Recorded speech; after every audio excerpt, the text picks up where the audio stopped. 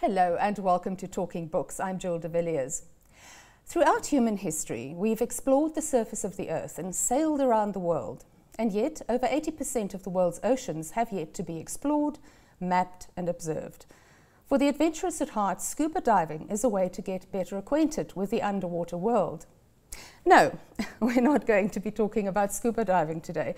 We're going to explore how this sport can inform business operations, processes and strategy. My guest is Gavin Moffat, and his book is Swimming with Sharks, Simple Business Guidelines for a Complex World. Welcome, thanks for joining us, Gavin. Good morning, thank you. Now, when you go scuba diving, you have to have a certain set of rules and certain planning that goes in. So your contention in this book is that you have to approach business like you approach a scuba diving trip. Very simply, I've drawn the analogy between a bunch of things that you have to do for scuba diving and technical diving, because those are in a similar basket but not exactly the same thing, and then how you have to run a business. So absolutely, there's a complete analogy there to be drawn. Okay, so tell me about planning. How much planning has to go into your scuba diving and how much planning has to go into your business? So I think from a scuba diving perspective, most people do recreational diving, and recreational diving requires some degree of planning, but it's not excessive. When you move into technical diving, and let's draw the distinction, scuba diving is generally down to 40 meters, and that's pretty much where the world needs to dive. It's simple, it's close to the surface, the lighting and the color is there, it's awesome. Technical diving is further than that, and you start having to use multi-mixed gases and a whole bunch of other things. So the planning is essentially through 8 different stages, and that compares really well with the business side. Business is exactly the same. People need to do some serious planning around their business in order to make sure that they know where they're going. Because I think often people don't understand what it looks like when you win. So what does it look like when you win? Make the plan, how far am I going to go, what does the winning look like, and then work out how am I going to get there. And the way we refer to that is, we refer to it as plan the dive, and then dive the plan. And that's the way in which businesses can consistently perform in order that they win. Okay, what is the first planning thing that you have to do in business? Because I think a lot of people come up with a fantastic idea and think that because my idea is great, it is going to be a business success. What is your first step to take after you have a good idea? I think in the book I refer to 5 W's and an H, which is the who, how, what, where, why, when. And those are the questions that you have to ask when you begin a business. So if you're an entrepreneur and you're looking out, you ask those questions. So who is it that actually wants my service? How much are they prepared to pay? What is it that I'm going to offer as actual value? What is the job that my service or product is going to do? So there are lots of questions that have to be asked up front. And those essentially establish some kind of a business plan. And that business plan then needs to be pressure tested. And that means getting a whole bunch of people to actually test your ideas, because every entrepreneur thinks that they have found the world's best business plan that is going to be the most successful, and they will be the next Facebook. So you need to test that quite a lot to ensure that it is. How do you test? So you test that through not only real world implementation, so you put things into practice in the real world. One of the things I refer to in the book in a chapter is called the beta culture. And the beta culture has essentially been around forever, and it's where an organization develops different iterations of either its product or its service, puts it out into the market just before it's perfect. So it's kind of at 85 to 90%, and then iterates to get to some degree of perfection. Really speaking, nobody needs to have a perfect product. You need to have a product that is good enough, that provides real value, and that people are prepared to pay for and come back for more. And so the testing happens through beta culture testing, but it also happens in terms of getting good, solid human beings who can ask you lots of questions around your assumptions that you've made for building the business. That's the other part. The other part is to find partners who are going to help you in the space that you're getting into and get them to test you as well. Okay, so where do you look for the right partners? Well, I guess that really depends on the kind of business that you have.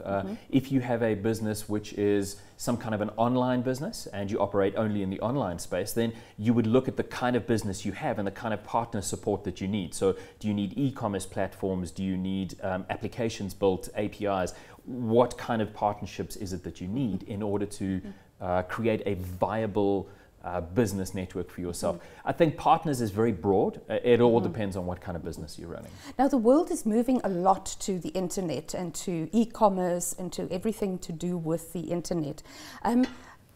Is there any type of business that you don't need the internet in anymore today? I would hazard a guess and say no, not really. Although, having said that, if you are giving people lessons on yoga and it's a one-to-one face-to-face thing, then you would need not to have the internet to do that. But having said that, you can sell that through the internet. So I think the broad answer to that is no. The internet plays an integral, fundamental part in every single business. And whether that's in the visible parts that you can see, in other words, you have a website, you have a Facebook page, you have LinkedIn, and you do online transactioning, or whether that business's back end is stored in the cloud. So in other words, business process automation or customer relationship management, that's probably all being done online anyway. So I think every business has the internet as its cornerstone. By now it's 2018, they should. And how do you have to rethink marketing? I think you totally have to rethink marketing. I also think it depends what business you're in. So there's so many of the answers are horses for courses. But I think you really do have to rethink marketing. You have to look at your target audience and understand who is my target audience. You have to look at them in terms of, are they male, are they female, what kind of culture are they, where are they based, what kind of income do they have. So much like people did in the past, but now you've got so many more data points to be able to understand your target market. And I mean, when I talk about data points, somebody like Facebook can have up to 80,000 data points on a single human being.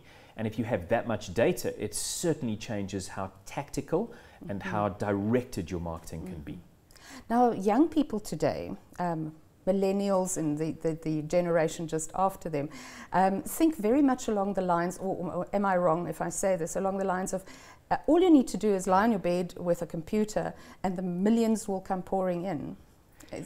Am I correct in that assumption? So I think that generational theory is one of the things that's always fascinated me, and it's one of the things that I use to understand different generations and then how to talk to those different generations and how to work with those generations. And I think millennials have tended to get a very bad rap out of generational theory. And in fact, when people use the word millennials, it's generally in a derogative way.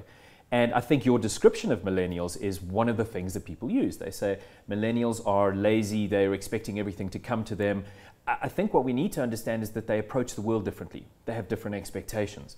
They accept different levels of standard. And what we need to do is understand how we work with that. How do we make sure that we can work with those humans and sell to those humans? And we can only really do that by understanding them as a collective.